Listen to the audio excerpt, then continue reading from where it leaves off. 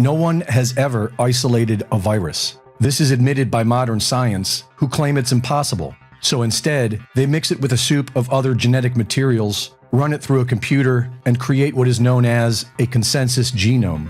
The theory that the invisible virus is a lie was put forth nearly 30 years ago by William Bramley in his book, The Gods of Eden, where he outlines thousands of years of human culling events. He points out how during the Black Death, sightings of humans dressed in black and wielding what were described as scythes were seen before an outbreak of the plague. Bramley suggested that the scythes may have been tools designed to spray poison gas. Denis Rancourt suggests that there has never been a virulent pathogen, including the bubonic plague, and that these historic mass death events are done deliberately by oppressive systems to maintain population control. If you want to routinely cull the population, then an invisible virus that you cannot see or prove would be the perfect lie. In the 1930s, engineer Royal Rife created microscopes capable of magnifying material over 17,000 times. Modern microscopes can only provide a magnification of about 2,400. We've been denied the magnification required to actually see if a virus exists. This idea first gained a foothold during the HIV/AIDS scare, when people such as Peter Duesberg, Carrie Mullis, and Celia Farber were exposing the lies of Anthony Fauci. And it gained serious traction during the COVID era with the work of Andrew Kaufman, Tom Cowan, Denis Rancourt, and Dr. Lee Merritt. Dr. Lee Merritt studied the official test for SARS-CoV-2 and found they are actually testing for the Homo sapien genome, which is highly suspect. And there are many other suspicious facts. They test our nose, which, like a filter, is full of foreign contaminants. The PCR tests are being deliberately overcycled to find falsified results.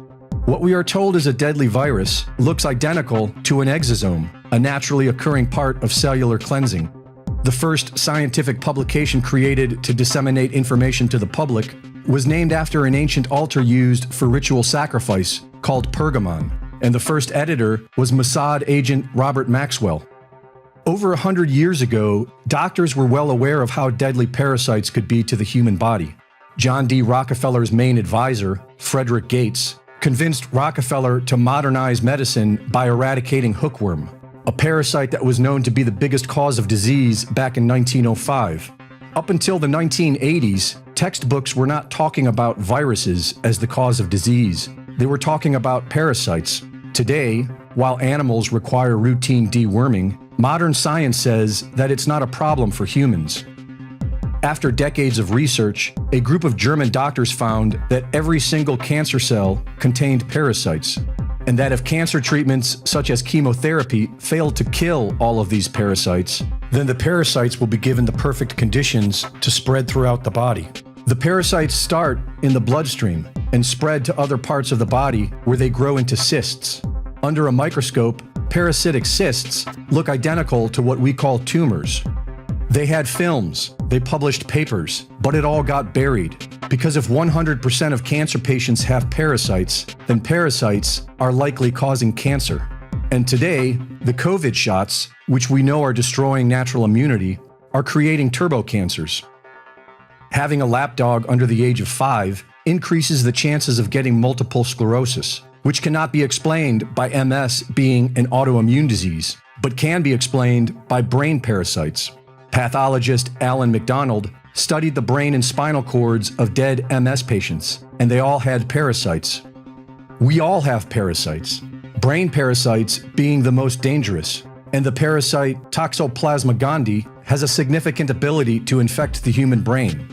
And it is found in insects, which is probably why they want us to eat bugs.